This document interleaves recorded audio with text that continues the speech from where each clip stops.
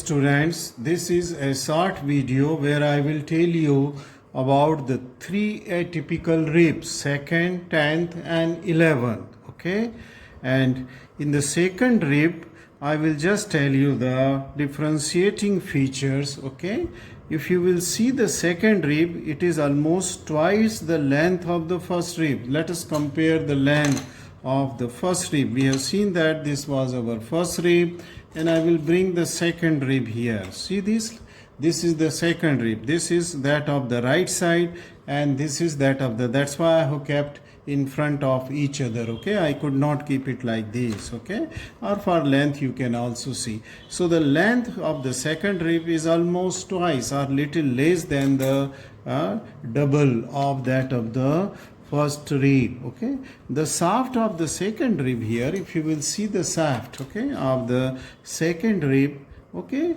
has an external surface. Okay, that means it is just somewhat similar to the first as far as the surfaces and borders are concerned, and it is also somewhat similar to a typical rib which was having an upper border and a sharp lower border. Okay, the sharp lower border and an upper border.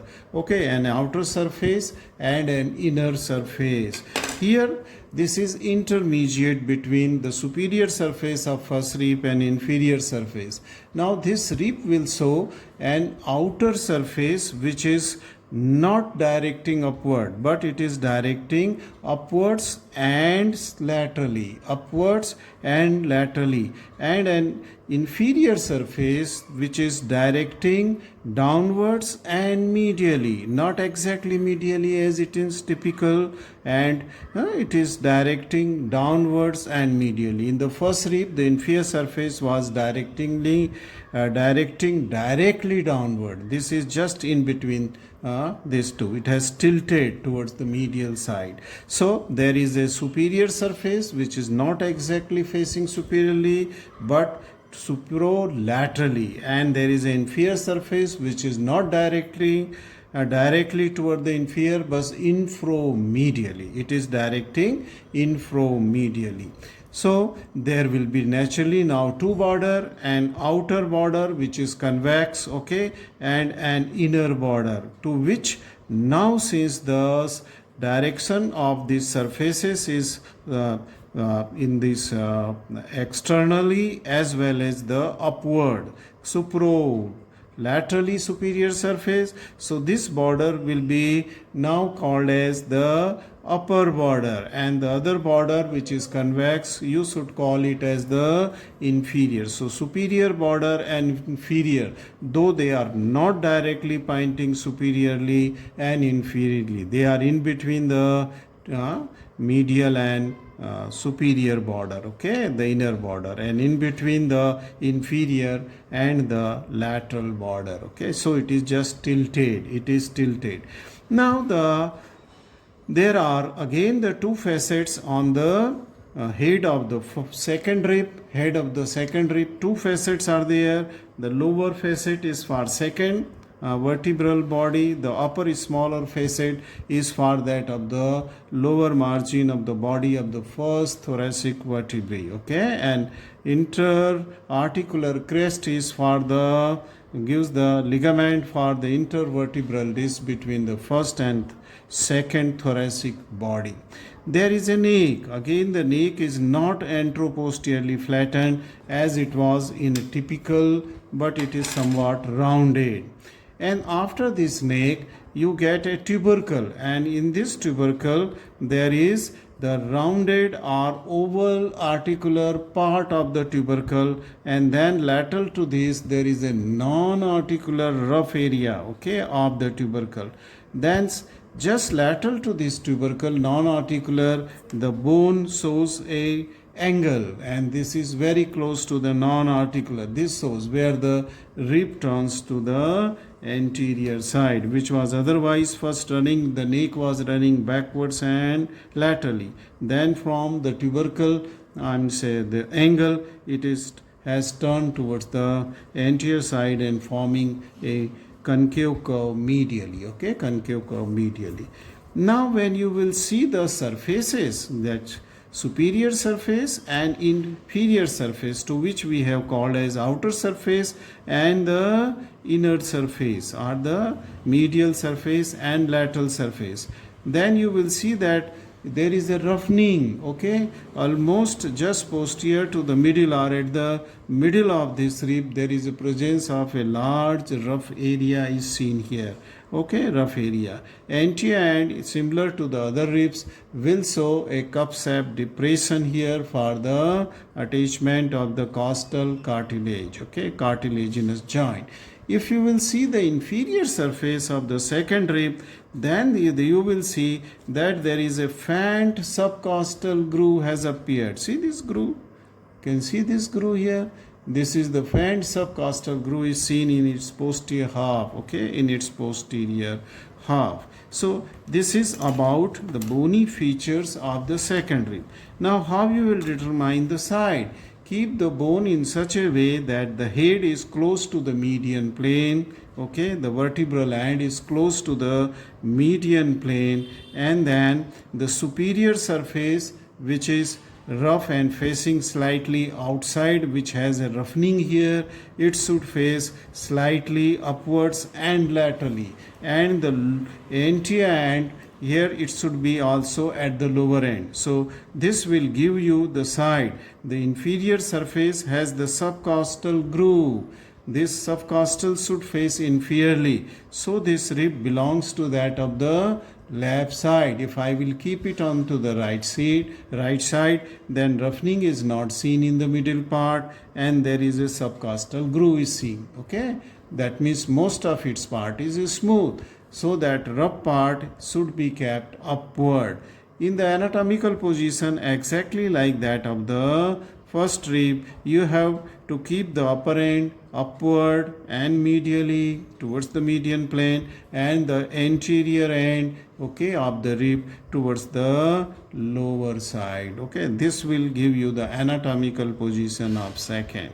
Again, then when you will keep it on the horizontal ground, anterior and posterior end will touch, and when you will keep it surface upward in the wrong direction, then head will be slightly lifted upward, similar to that of the first rib. But this, I mean to say, lifting of the head will be less as compared to that of the first rib. See here, if we have kept, see this, how much head is lifted up. Okay, in that case, here in this, there is a very little, I mean to say, raising of the leg. Let us come to the muscular attachment, and in this rough part, okay, in this rough part here, there is the attachment or origin of a muscle, and this muscle is called as, this will be the second digitation of the serratus anterior, very strong rough area here, and this will give second is, first we have seen in the first rib, this is serratus anterior, second digitation, almost from the middle part, this rough area, okay, this rough area, more close to that its outer surface, okay, or the very close to the outer margin there is a rough area. So this is the serratus anterior, and if you go little backward here, there is the insertion, instead of origin there is an insertion of another muscle here, okay, which is called as scalenus posterior, scalenus posterior, scalenus anterior and medius, they were attached to the first rib. Here it is in the second rib, it is the scalenus posterior which is attached. I think this much is sufficient for the second rib. Let us go to the 10th rib, and 10th rib is similar to that of a typical rib, and we had learned the typical rib, and we have also known that the size of or the length of a typical rib increases from first to the seventh. That means seventh is the longest rib, and then it started decreasing from 8th, 9th and 10th. Okay, that is the about the length of. So this will be exactly same that of the typical rib from 3rd to the 9th. Only difference will be there in the 10th rib is that when you will see the head of the rib, okay, there will be, instead of two articular facet, one large and another is small facet, there will be only one articular facet will be seen, okay, only one articular. If you see that, this is a single articular facet, okay, completely rounded. There is no other articular facet, or the interarticular crest is present, which gives attachment to ligament which extend from this crest to the intervertebral disc. So a single rounded articular facet is completely occupying the head. So this will be the 10th rib. So for identification of 10th rib, you will have to look at the head. How many articular facets are there? If a single well-defined rounded head is there, that means it is the 10th rib. Okay, if there are two facets, it is a typical rib from 3rd to 9th, anywhere. Let us then come to the 11th rib. And if you will see the 11th rib, this is different than the typical ribs, okay. See, this is a 11th rib. See, this 11th rib is here. It is shorter, okay, and but much shorter as compared to that of the this rib, okay. That was the much shorter as compared to this rib. That was the 10th rib, okay. This was the 10th rib, and this is the 11th rib, okay, much shorter.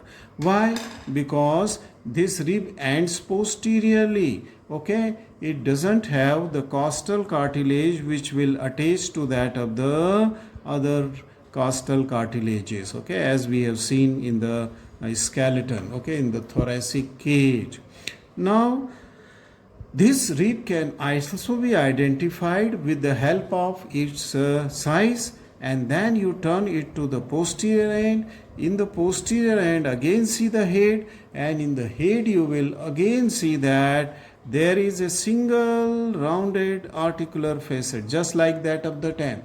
A single rounded articular facet is present here, okay, because the 10th, 11th and 12th ribs, they don't articulate with the adjacent bodies, upper body and the lower body are intervertebral disc. They are attached onto the side of the body of a single vertebrae, 10th, 11th and 12th. So there was a single facet in the 10th, there is a single facet in the 11th. Then how you will differentiate it from that of the 10th? It is smaller as compared to that of the 10th.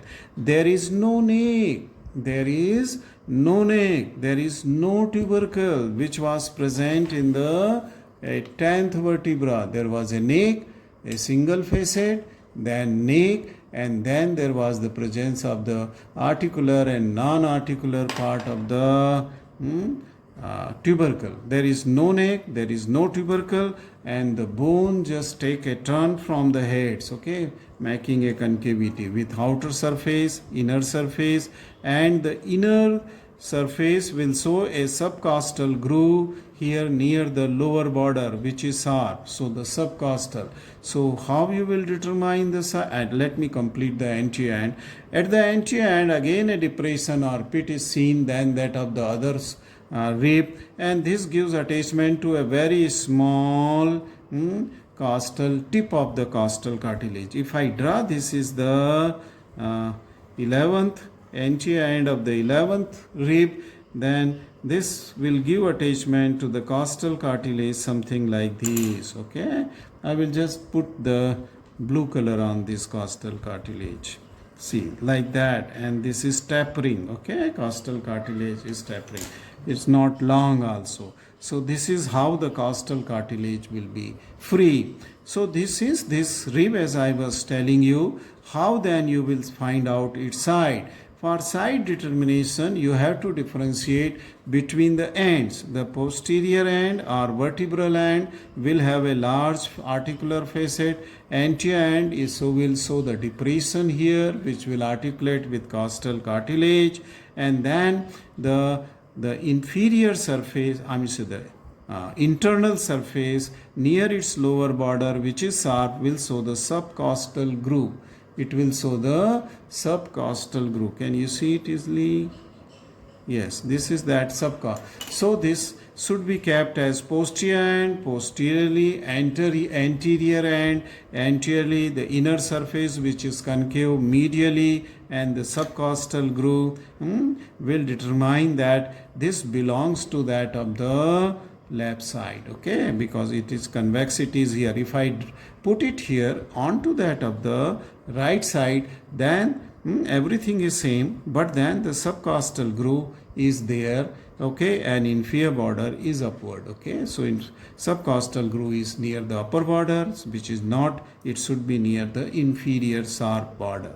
So this is the 11th, about the 11th rib. This is also called as floating rib because it's lateral and doesn't have any connection with any neighboring ribs, either 12th or that of the 10th rib. So this completes your atypical rib, 2nd, 10th and the 11th ribs. Thank you very much for watching this video. Next video will be on the 12th rib, which is important and has lot of the relationship, and then I will also tell you in that video about the ossification of the rib. Thank you.